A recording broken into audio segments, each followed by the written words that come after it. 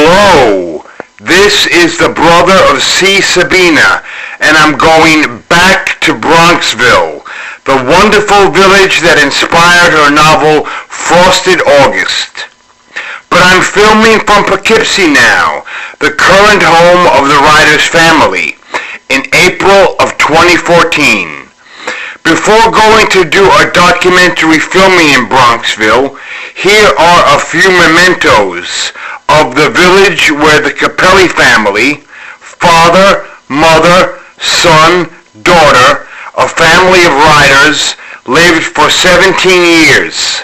Son and daughter graduated from Bronxville High School, 4 years apart. My mother's first novel in Italian was Febbre Siciliana, inspired by a trip to Italy in the late 50s, right after graduating from Hunter College. That was written under her maiden name, Nevis Rovedo. Then, teaching foreign languages, married, raising a family, she wrote many novels with her pen name of Nevessa Rovedo Hatsley. Growing Down with Mama, A Long Letter to a Child, All the Mountains in the World. She was recognized for her literary achievements in Bronxville.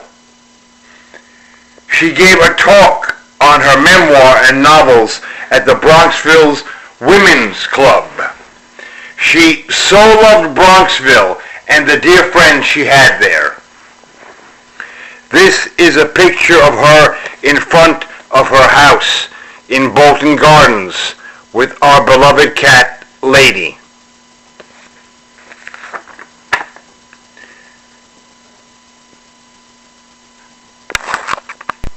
Just something about my mother. A foreign language teacher and writer. My mother always had a passion for early American history and the founding fathers, fascinated by Thomas Jefferson and Monticello. She received a winner's certificate from the New York Times on what American democracy owes Thomas Jefferson. Years later, in 2004, again, after reading an article in the New York Times on Americans' lack of knowledge of the French and Indian War, it inspired her to write her latest novel, The Lively Life of Camilla de Libris, the Librarian. This war plays an important part, as does the American Public Library. As a believer that Americans must not abandon one's history, she uploaded the novel on YouTube. But hey, this is not about a writer named Nevessa Rovedo Hatsley, but one named Sabina and her novel Frosted August. Sabina, after graduating from SUNY New Paltz, earned her master's in library science from Pratt Institute. As a librarian, she worked in many libraries, Adrian's Memorial Library and a bit at Vassar College, Brooklyn Public Library, most of the time in the children's section, becoming aware of their needs, near and far. In the city L'Aquila, Abruzzo, Italy, where an earthquake struck, she sent Molly McIntyre,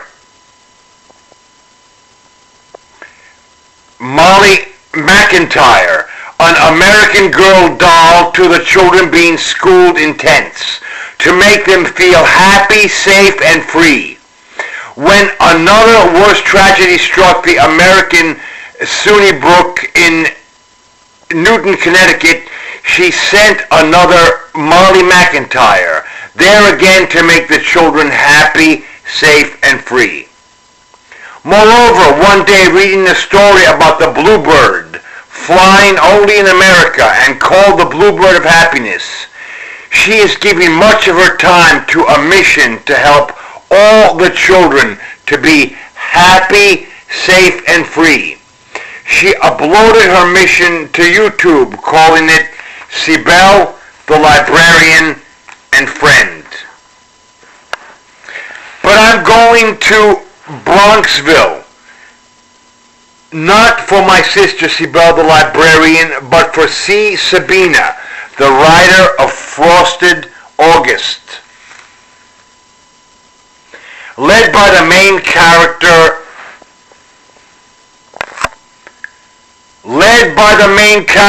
Lanina Flaviani, and what her life was in the fictional village of Brooksville. What is this Frosted August about?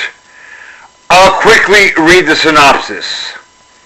Frosted August by C. Sabina is the story of a young love, a young death, and the struggle not only to survive both, but to give both meaning. It's also about childhood friendship, betrayal, loneliness, and a clash of cultures. Having read the novel and cultures are French and American, it takes place in that most beautiful and affluent American village, Bronxville, of course, in the month of August.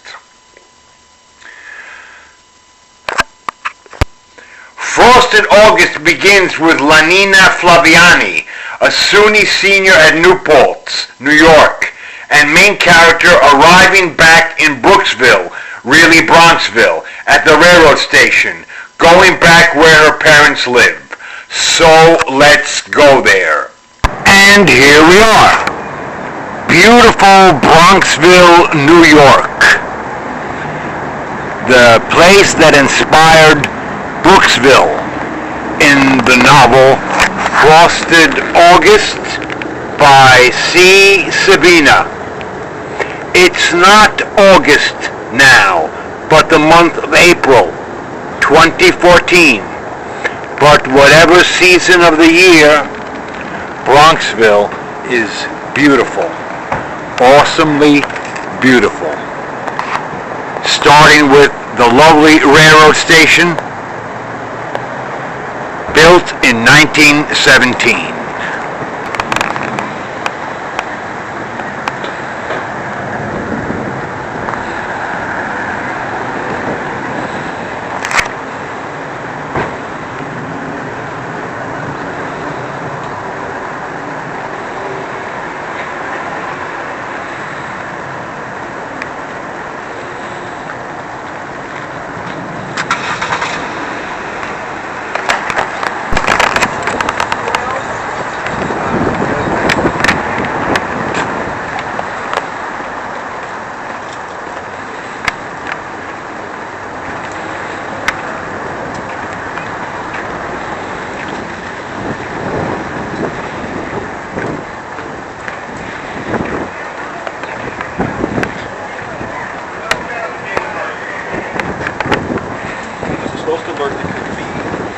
Tournament director that they can only play 3 years.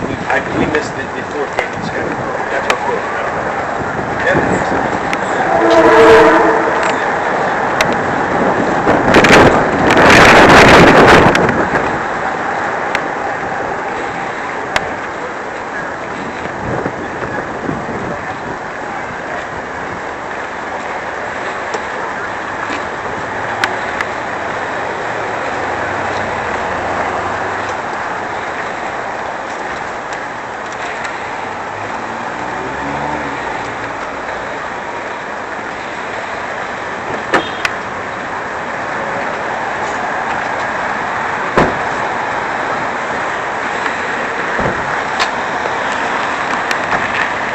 Bronxville, always a sight for sore eyes, even with all the changes, even with all the glitzy Tony stores.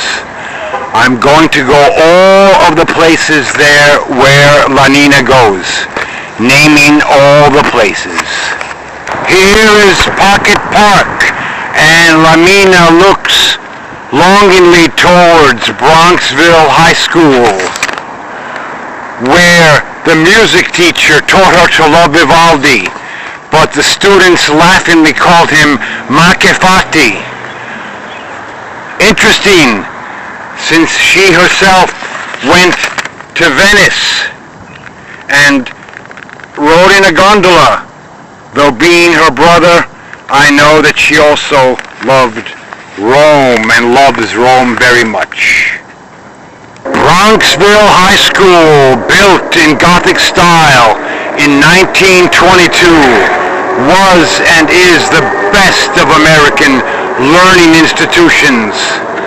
A fine setting for frosted August. Here is the author on graduation day in 1986 with her proud parents. Who can forget the wonderful education and the teachers like Mrs. Grogan, Mrs. Ribner, Mr. Manganiello, who taught us French, though only because Italian was not available.